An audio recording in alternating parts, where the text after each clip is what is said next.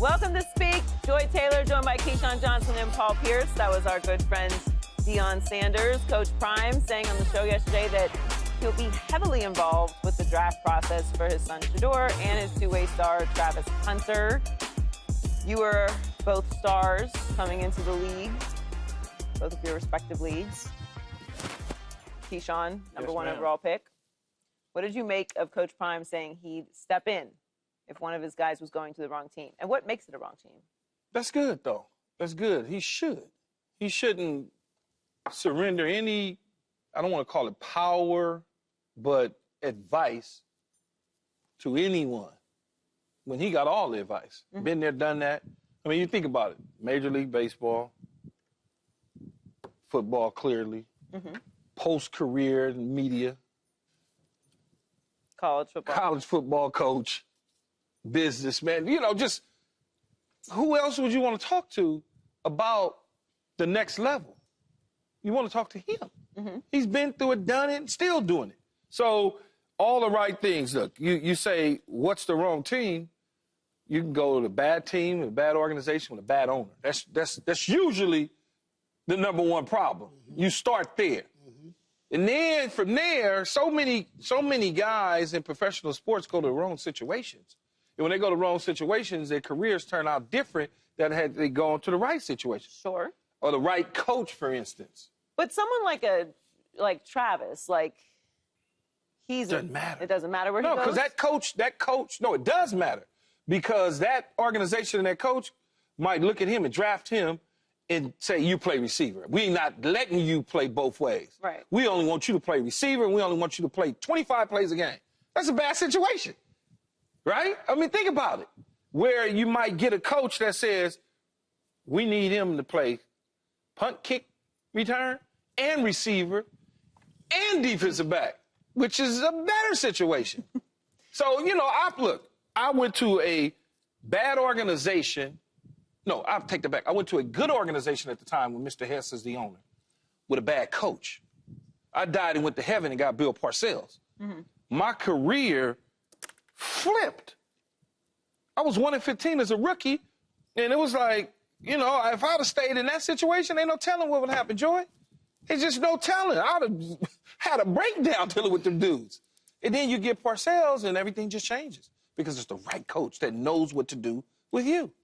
What do you make of him? Yeah, I mean, I wouldn't have expected anything less. I mean, you talk about Deion, when you talk about him and his son, and obviously Shedeur, nobody knows his son and his players more than Deion. And when you have that type of advantage and you have an understanding of NFL owners, like Keyshawn said, NFL systems, that you feel like, hey, this will be the right fit to them, for them to walk into a situation to where I think they will thrive. And also Deion, he has a great influence on the NFL. So, like, for you to deny what he's saying, you don't want to piss him off, because eventually he can come there as an owner or a coach or just anything. And so I wouldn't expect anything less for Prime to be involved in all these actions. I mean, this has been going on for years, not only because it's Prime, but you have agents, you have former coaches. When I got drafted, my college coach was heavily involved in, like, seeing, hey, you need to talk to these type of agents, you know, that situation.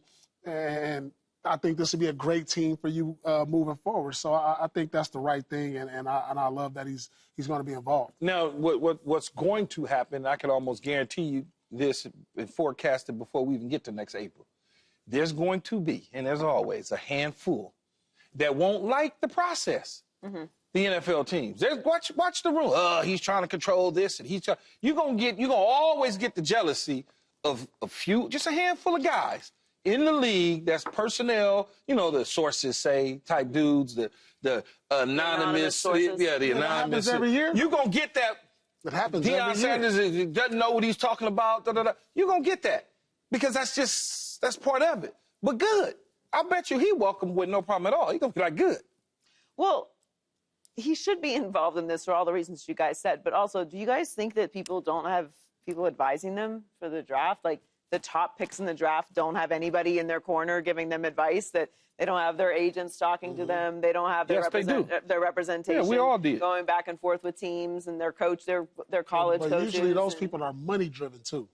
And it's not. Prime is more like, I care about his situation. Yeah, a little more genuine. Sure, yeah. Like there's ain't no other money exchanging motivations. hands. Yeah, there's no money exchanging hands. But even still, like, a college coach isn't getting any money out of his guy going to the right place or going to the right system. Like, college coaches talk to NFL teams about how my player will work in your system. I don't know. Like, I think some are.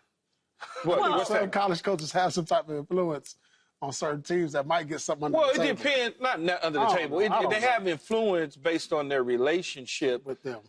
Bill Belichick and Nick Saban had a wonderful relationship. Yeah. So Bill can walk into Alabama and say what you think about so-and-so or what you think about the guy at Tennessee that you've watched for 3 years, and you get that type of influence or better yet guidance for some things that you may be missing along the way.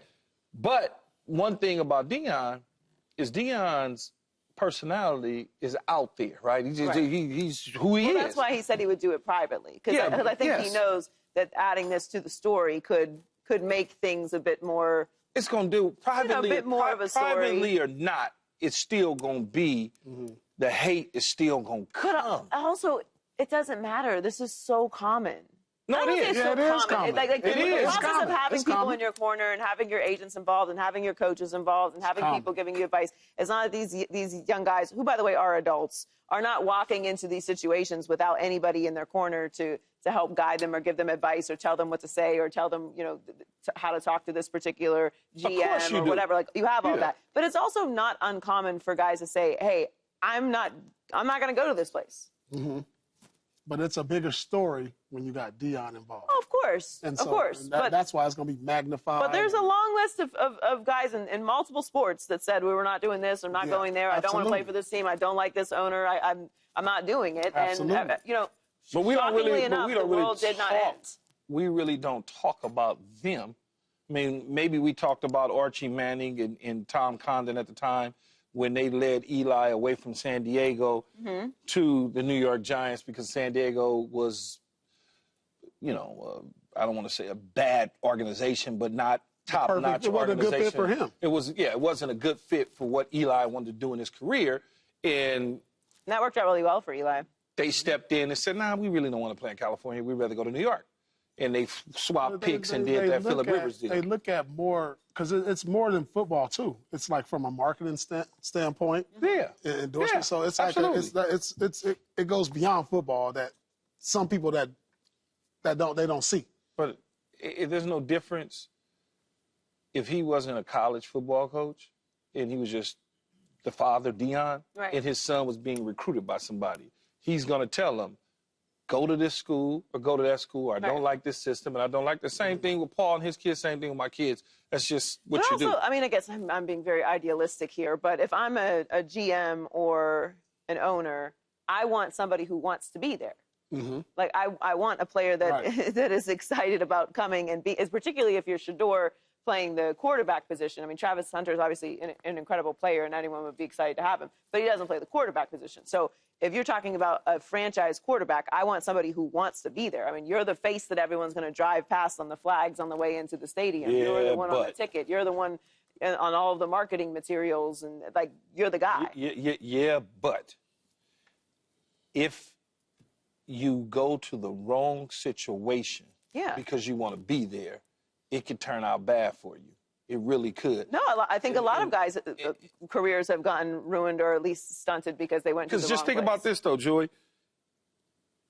All last year, leading up to the draft process, and what made me think about this is you're talking about the face of the team and the whole deal, and it's still early.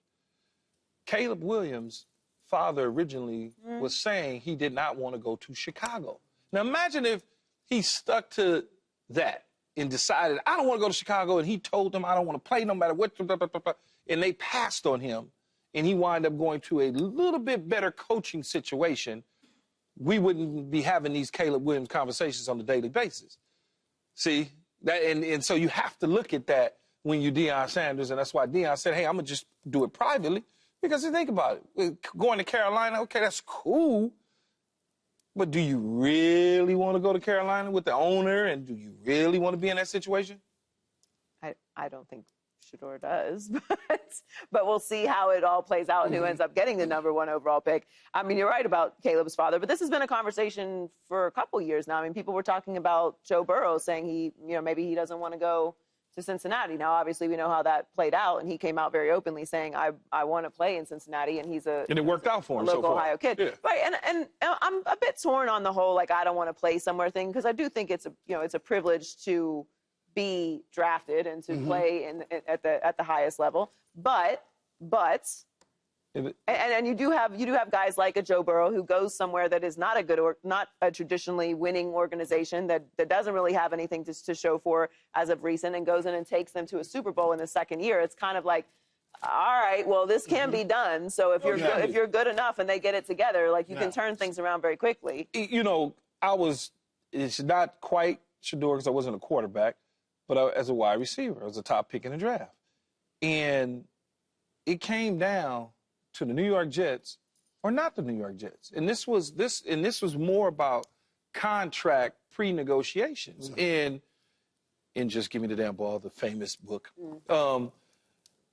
I wrote in the book the night or 2 nights before the draft. I'm in New York City, and we're at the Marquis Hotel, and they're talking to me, and they told me if I did not take their deal, the Jets, then I wouldn't be the #1 overall pick.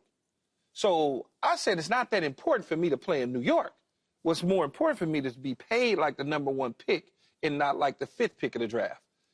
If you don't take me at 1, I'm going to fall to 2, and I'm okay with living in Jacksonville and playing in Jacksonville, because I was not going to take a deal that didn't make sense just to play in New York City. So it's similar to, hey, I don't want, you don't want me, I don't want to play there, you want to try to get me on the cheap, that's not going to happen. I'd rather go somewhere that will pay me like I'm supposed to get paid. But in the end, they wound up just drafting me anyway. They called, I called their bluff. And so it does happen where players will tell teams, no, never mind at all.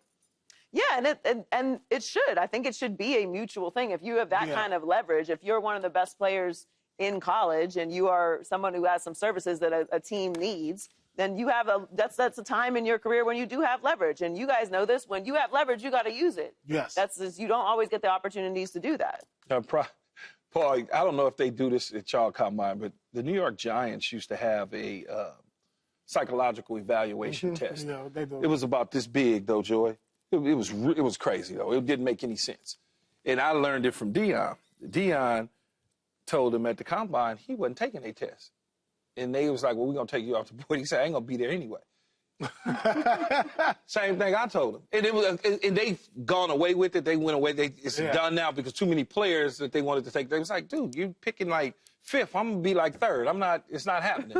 I did the same thing. I told him the same thing. I said, man, I'm not taking that. More like a talk to. No, ours is, there was like a psych, some sort of psych test or whatever. But many players have told them no. So they just kind of said, you know what? They got rid of it. They don't do it anymore. But that's another way to be able to say, I don't want to be with you. Right. Were you nervous for the draft? Yeah, I think there's always some type of nervousness for the draft, especially in my case, because I wasn't unsure where I was going to even go. I was projected to go between 1 and 5. So once those picks happened, and I didn't get picked, so I slipped, and I didn't even work out for the next nobody else. And so my situation was a little different, and I ended up going 10th. So did not want to go to the Boston Celtics. But, everything works out for a reason. Have you said that before out loud? Yeah, I've said this a lot of times. I've said that before. Didn't want to play for the Celtics. I really wanted to play for the Lakers, but I didn't tell anybody that yet. No, Lakers weren't in the lottery at the time. They were winning championships. Where was the team that you thought you were going to go? I thought I was going to Vancouver, #2 pick in Vancouver, which I was fine. Huh? Yeah. I was fine. I was fine playing in Vancouver. That's where I thought I would go. And then the second place, I thought I would go to Golden State at they had the #5 pick. And they took Antoine Jameson. Well, we mentioned Jayden Daniels. Great Thursday night matchup this week between the Commanders and the Eagles. Washington's rookie quarterback Jayden Daniels has been getting a lot of love, but Ron Jaworski took the praise to a next level. Take a listen. I don't want to overblow what I'm going to say, but I will. He's the best rookie quarterback I have ever seen, Joe. And Wow. That's a big wow, Joss. I know, and Wow. I've seen a lot of the guys been absolutely phenomenal. Well, do we agree? Is He's the best I ever seen, too. I didn't watch these other guys. I didn't watch these other. 96 to now. I mean, you could throw Cam Newton in there. Justin Herbert, RG3, Ben Ball. You Dak could throw some dudes in there, but for some reason, Stroud. C.J. Stroud last year. but for some, I understand, but for some reason, though, Joy, I kind of agree with Jaws.